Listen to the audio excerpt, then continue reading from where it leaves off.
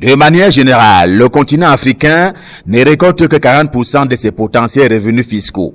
La faute aux flux financiers illicites, souvent entretenus par certaines multinationales.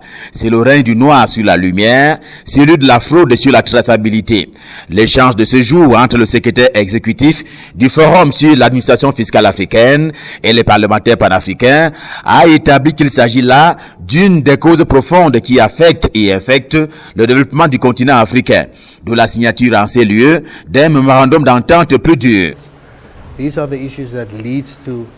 Essentiellement, ce qui va se passer sur la période de 5 ans, c'est premièrement une série de formations des membres du Parlement sur les questions fiscales, sur la fiscalité internationale et comment elle affecte le continent, sur comment mettre sur pied ou élaborer des législations plus solides en Afrique sur la fiscalité et qui permettront donc de mobiliser davantage les revenus fiscaux.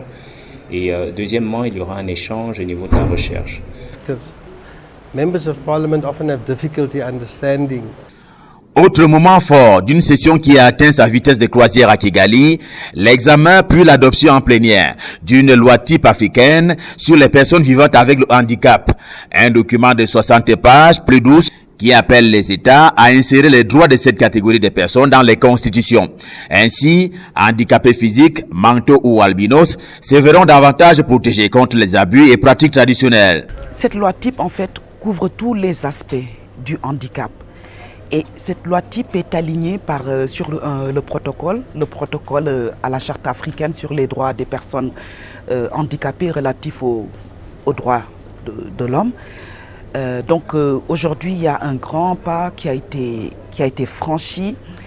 Cela va considérablement impacter sur la vie des personnes handicapées.